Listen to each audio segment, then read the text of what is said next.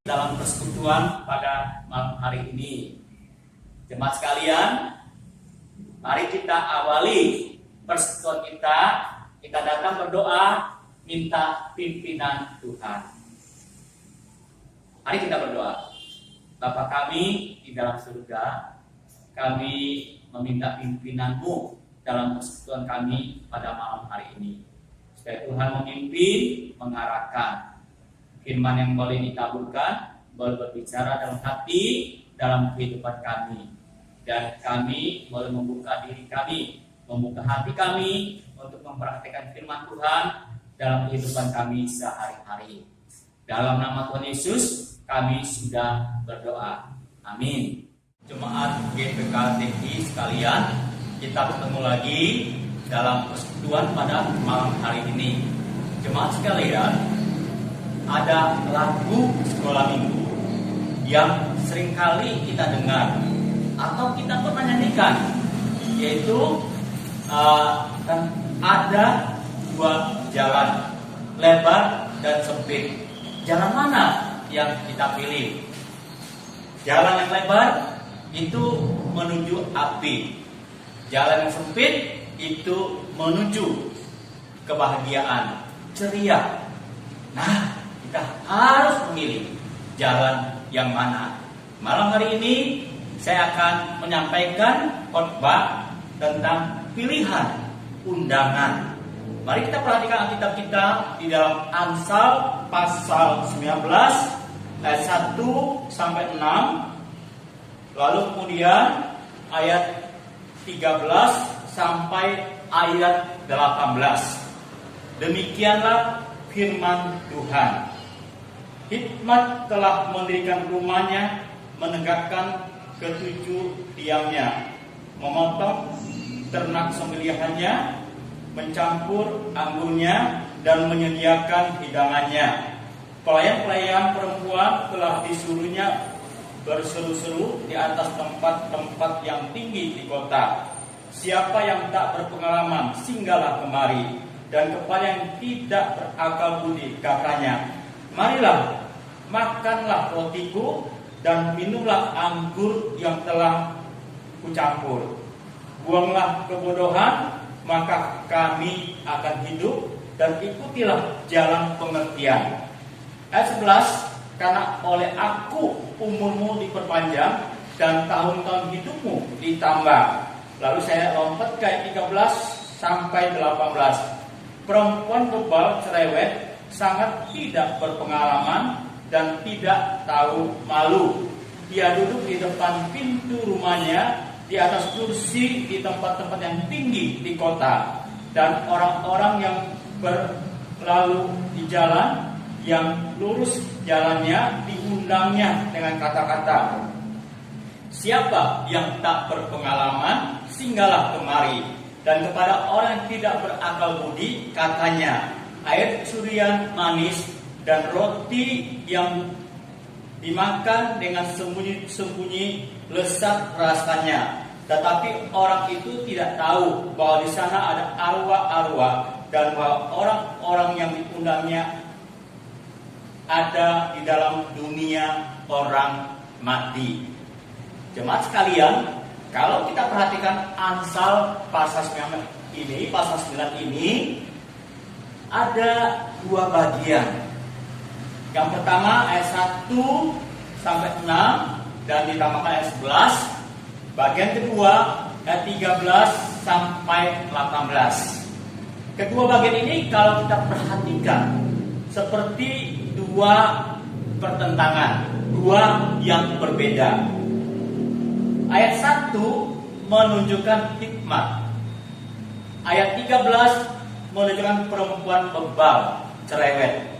Jadi bagian pertama berbicara tentang hikmat, bagian kedua tentang bebal. Kalau kita perhatikan perbedaannya atau pertentangannya, di samping hikmat dan bebal, apa yang ditunjukkan lagi pertentangannya? Kita perhatikan di ayat-ayat selanjutnya. Nah, baik hikmat maupun bebal sama-sama mengundang mengundang siapa? Mengundang orang tak berpengalaman. Ya. Kalau kita perhatikan, hikmat ini mempersiapkan untuk mengundang orang dengan baik. Tapi bebal ini seperti tidak mempersiapkan dengan baik. Ya, tapi sama-sama mengundang orang tak berpengalaman. Ayat 5 kita perhatikan dan ayat 17 sama-sama makan, ya, sama-sama ditunjukkan roti, baik ayat 5 maupun ayat 17. Lalu kemudian ayat 6 ditunjukkan pada hikmat, ya, kamu akan hidup dan kamu buanglah kebodohan, maka kamu akan hidup dan ikutlah jalan pengertian. Tetapi di dalam ayat 18 dikatakan bahwa orang-orang yang diundangnya, orang-orang yang diundang bebal ada di dalam dunia orang mati. Nah, kita melihat dua perbedaan. Pertanyaannya, ya, siapakah orang tidak berpengalaman? Kita perhatikan bahwa orang tidak berpengalaman ini diundang hikmat maupun diundang bebal. Kalau diundang sama bebal, maka di ayat 17 dikatakan lezat rasanya. Orang tak berpengalaman yang memenuhi undangan bebal, ya, dia seperti menikmati sesuatu yang memuaskan dirinya. Dalam contoh sehari-hari, orang tak berpengalaman yang menerima undangan bebal seperti orang yang ingin, ya, memenuhi hasratnya dengan merokok. Orang yang ingin memuaskan, ya, keinginannya dengan narkoba, atau orang yang senang menikmati perselingkuhan. Dan bisa juga, ya, orang yang senang melakukan korupsi, memuaskan dirinya dengan uang yang banyak. Nah, orang tak berpengalaman ini, ya, dikatakan memenuhi undangan bebal, gitu. Tapi, ya, dia juga diundang sama hikmat. Kalau orang tak berpengalaman ini memenuhi undangan hikmat, tentu dia waktu mau merokok, dia pikir, apa gunanya saya merokok? Nanti saya bisa kena kanker paru-paru. Dia berpikir, untuk apa saya menggunakan narkoba? Itu bisa merusak tubuh saya. Untuk apa saya selingkuh? Itu bisa merusak rumah tangga saya, memisahkan saya dengan istri, dengan anak-anak, ya. Atau dia berpikir, untuk apa saya korupsi? Saya banyak uang, tapi nanti di penjara, ya. Nama baik saya hancur, kesempatan saya kerja atau menghasilkan uang, ya, tidak bisa lagi, terputus begitu, karena sudah tercemar, sudah jelek namanya. Nah, orang tak berpengalaman masih bisa memenuhi undangan si bebal. Padahal seharusnya dia memenuhi undangan hikmat, ya. Nah, kita perhatikan dalam pasal 1 apa yang dikatakan tentang orang yang tak berpengalaman ini. Di dalam pasal 1 dikatakan pasal 1 ayat 22. Demikian firman Tuhan, saya bacakan. Berapa lama lagi, hai orang yang tak berpengalaman, kamu masih cinta kepada keadaanmu itu. Orang tak berpengalaman bisa memilih undangan bebal atau undangan hikmat. Tapi dia seharusnya tidak membiarkan dirinya dalam keadaan yang terus tak berpengalaman. Dia harus memilih yang tepat, yang pas untuk dirinya. Kalau dia tidak berusaha untuk memilih yang pas, yang tepat untuk dirinya, maka di dalam pasal 1 tadi kita lihat di ayat berikutnya, ayat 32 dikatakan, sebab orang yang tak berpengalaman akan dibunuh oleh keengganannya. Orang tak berpengalaman harus mengambil satu keputusan. Tapi kalau dia mengambil keputusan undangan bebal, maka dia akan hidup menjalani kehidupan seperti seorang bebal. Seharusnya dia memilih undangan hikmat, sehingga dia hidup, dia menjalani kehidupan sebagai orang berhikmat. Nah, jemaat sekalian, apakah kita termasuk orang tak berpengalaman? Atau kita sudah memilih menjadi orang yang berhikmat? Bagaimana kita menentukan apakah kita masih orang tak berpengalaman atau kita sudah menjadi orang tak berhikmat?